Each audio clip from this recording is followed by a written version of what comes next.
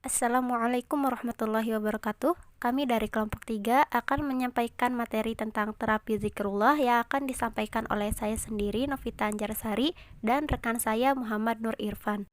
Di sini kita akan membahas 5 poin dari terapi zikrullah. Poin pertama dan kedua akan disampaikan oleh rekan saya Muhammad Nur Irfan, yaitu tentang pengertian zikrullah dan bentuk-bentuk zikrullah. Poin ketiga, 4, dan 5 akan dijelaskan oleh saya sendiri, yaitu tentang keutamaan zikir, dampak terhadap kesehatan jasmani dan rohani. Yang terakhir, terapi dan pengobatan dengan zikir. Bismillahirrahmanirrahim. Yang pertama, kita akan mempelajari pengertian mengenai zikir. Secara etimologi, kata zikir berakar pada kata zakaro, yang artinya mengingat, bisa juga memperhatikan, mengenang, mengambil suatu pelajaran, mengenal, atau mengerti, ataupun ingatan. Adapun secara terminologis, zikir merupakan ucapan yang dilakukan dengan lidah atau mengingat akan Tuhan dengan hati, dengan ucapan atau ingatan yang mempersucikan Tuhan dan membersihkannya dari sifat-sifat yang tidak layak untuknya. Kemudian memuji dengan suatu puji-pujian dan sanjung-sanjungan dengan sifat-sifat yang sempurna yang menunjukkan suatu kebesarannya. Sedangkan menurut Muhammad Hasbi As-Siddiqi, zikir merupakan menyebut nama Allah dengan membaca tasbih, tahlil, tahmid, takbir, hasbalah, basmalah, bisa juga membaca Al-Quran ataupun membaca doa-doa ma'thur atau doa-doa yang berasal dari Rasulullah SAW. Zikir merupakan ibadah hati dan lisan yang tidak mengenal batasan waktu, karena berbeda dengan ibadah-ibadah lainnya.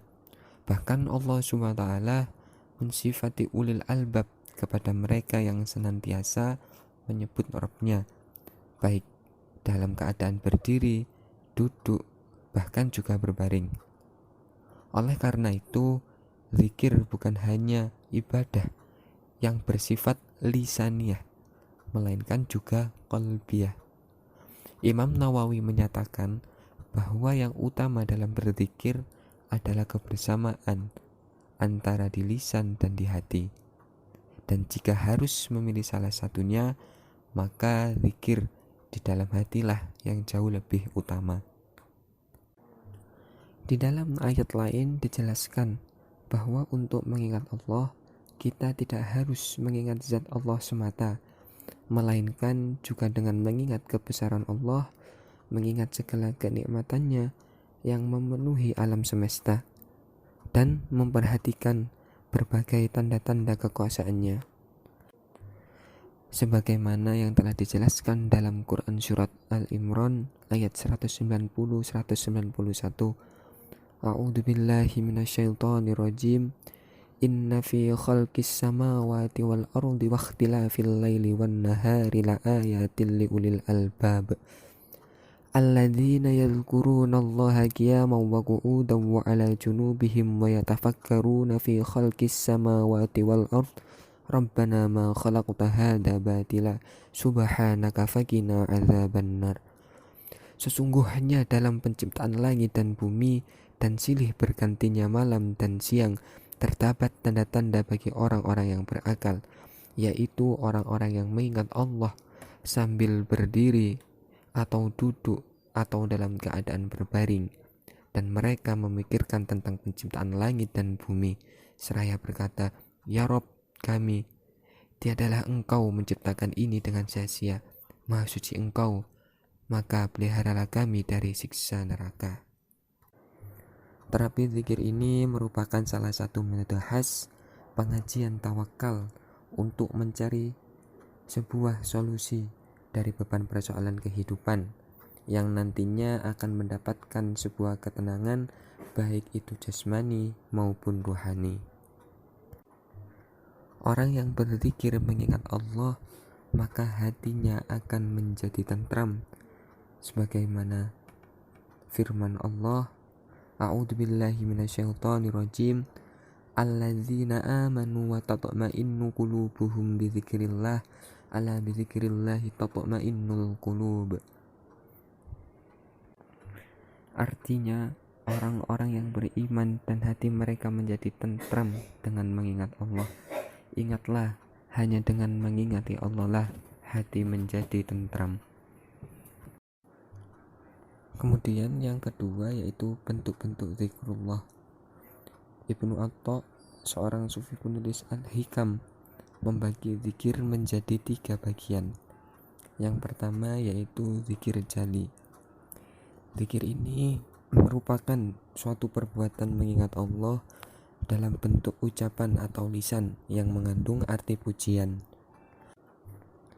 rasa syukur, dan doa kepada Allah yang lebih menampakkan suara yang jelas untuk menuntun gerak hati. Terkadang zikir ini diucapkan secara lisan, mungkin tanpa disertai ingatan hati. Hal ini biasanya dilakukan oleh orang awam, dan hal ini dilakukan guna untuk mendorong agar hatinya menyertai ucapan lisan itu. Zikir jali ini dibagi menjadi 2 sifat.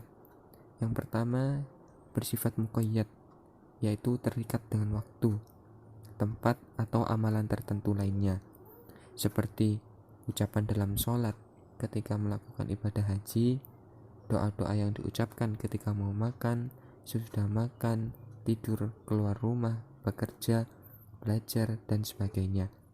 Yang kedua yaitu bersifat mutlak atau tidak terikat dengan waktu atau tempat, seperti mengucapkan bacaan tahlil, tasbih, tahmid, takbir, basmalah, atau doa-doa yang maksur dari Rasulullah. Yang kedua, zikir khafi. Zikir ini merupakan zikir yang dilakukan secara khusyuk oleh ingatan dan hati, baik disertai zikir lisan ataupun tidak. Orang yang sudah mampu melakukan zikir seperti ini merasa di dalam hatinya senantiasa memiliki hubungan dengan Allah SWT. Ia selalu merasakan kehadiran Allah kapanpun dan dimanapun. Kemudian yang ketiga yaitu zikir hakiki. Zikir hakiki ini merupakan zikir yang dilakukan dengan seluruh jiwa dan raga, lahiriah maupun batiniah, kapanpun dan dimanapun, dengan memperketat upaya memelihara seluruh jiwa raga dari larangan Allah Subhanahu wa Ta'ala dan mengerjakan apa saja yang diperintahkannya. Selanjutnya, keutamaan mengamalkan zikir. Di antaranya seperti dikutip dalam beberapa hadis berikut. Yang pertama akan disertai oleh Allah dari Abu Hurairah radhiyallahu anhu berkata, Rasulullah Shallallahu alaihi wasallam bersabda, Allah berfirman, aku beserta hambaku selama ia mengingatku atau zikir kepadaku dan menggerakkan 2 bibirnya untukku. Hadis riwayat Ibnu Majah. Jadi seorang yang senantiasa berzikir kepada Allah akan selalu disertai oleh Allah. Yang kedua, selamat dari siksa Allah. Dari Mu'adz bin Jabal radhiyallahu anhu berkata, Rasulullah Shallallahu alaihi wasallam bersabda, tidaklah anak Adam beramal suatu amalan yang lebih menyelamatkannya dari siksa Allah daripada ingat Allah atau zikir kepada Allah. Jadi seorang yang mengingat Allah insya Allah akan selamat dari siksanya. Yang ketiga, dikelilingi malaikat rahmat. Dari Abu Hurairah radhiyallahu anhu berkata, Rasulullah Shallallahu alaihi wasallam bersabda, tidaklah suatu kaum duduk dalam suatu majelis yang di dalamnya menyebut atau zikir nama Allah, melainkan malaikat mengepungnya dan rahmat menyelimutinya, dan Allah menyebut mereka sebagai golongan yang berada di sisinya. Hadis riwayat Muslim. Jadi seorang yang berada di suatu majelis dan di suatu majelis itu mengingat atau berzikir kepada Allah, maka di sanalah malaikat rahmat mengelilingi mereka. Yang keempat, menjadi orang yang beruntung. Perumpamaan orang-orang yang mengingat Tuhannya dengan orang yang tidak mengingat Tuhannya adalah seperti perumpamaan orang yang hidup dengan orang yang mati. Hadis riwayat Bukhari dalam Fathul Bari.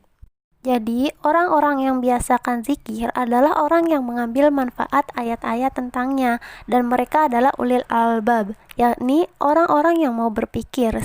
Yang selanjutnya yaitu dampak terapi zikrullah pada kesehatan jasmani dan ruhani. Sebagaimana Islam telah mendorong manusia agar memiliki hati atau kolbu yang sehat, jika hati seorang sehat itu, maka seluruh tubuhnya akan sehat. Dan sebaliknya, jika hatinya rusak atau sakit, seluruh tubuhnya akan rusak atau sakit. Nah, berkaitan dengan hal ini, Rasulullah Shallallahu Alaihi Wasallam bersabda, ketahuilah, di dalam jasad manusia itu terdapat segumpal daging. Jika ia baik, seluruh jasad itu akan baik, dan jika ia rusak atau sakit, seluruh tubuh akan rusak. Ketahuilah bahwa segumpal daging itu adalah kalbu. Hadis riwayat Bukhari dan Muslim. Maka dampak dari melakukan zikir itu sendiri baik bagi kesehatan jasmani dan rohani itu mengandung nilai dan daya guna yang tinggi. Sebagaimana menurut Profesor Amin berkesimpulan bahwa kesehatan Nabi tidak terlepas dari kondisi hati beliau yang mulia. Hati beliau bisa menggerakkan aktivitas mulia seperti dermawan, pemalu, sabar, tawakal, ridho, zikir, syukur, rendah hati, dan sebagainya. Nah, zikir kepada Allah ini akan menumbuhkan energi yang sangat luar biasa, sebab dengan zikir hati menjadi tenang dan tentram.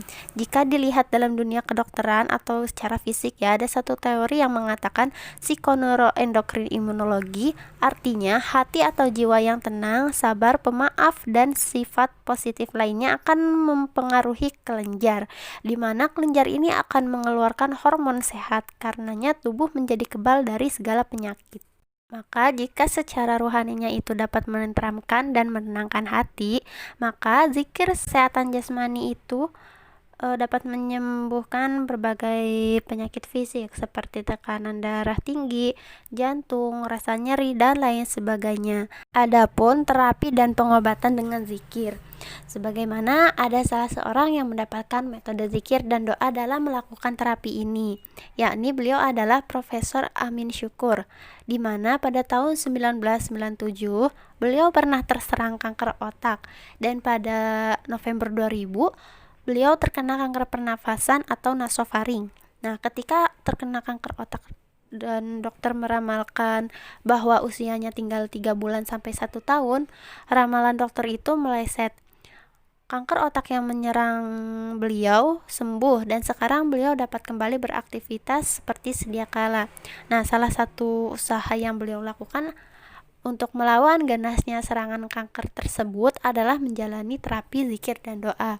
Nah, apa saja sih zikir dan doa yang dibaca oleh Prof. Amin ini? Nah, zikir dan doa yang beliau amalkan ini sebagaimana telah dicantumkan dalam buku beliau, yaitu zikir menyembuhkan kankerku, adalah yang pertama membaca ya Latif, wahai yang maha lembut, ya Mubdi'u ya Khalik, ya Rahman ya Rahim, ya Sami' ya Bashir, dan sholawat. Nah, selain itu dalam proses penyembuhan beliau sering melakukan olah nafas zikrullah, yakni mengucapkan lafaz zikir tertentu disertai penghayatan.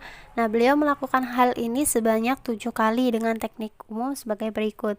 Yang pertama memejamkan mata, yang kedua membaca basmalah, yang ketiga menempelkan lidah pada langit-langit, yang keempat mengambil napas perut kembung ketika menarik nafas selama 7 sampai dengan 10 ketukan atau lebih. Yang kelima mengeluarkan napas sambil membaca Allahu Akbar. Dan yang keenam yaitu membaca Bismillahirrahmanirrahim, Bismillahirrahmanirrahim, Bismillahilkafi, Bismillahimuafi, Bismillahirrabbus samawati wal ard, Bismillahilladzi la yadurru ma'asmihi syai'un fil ard wala fis sama'i wa huwas sami'ul alim.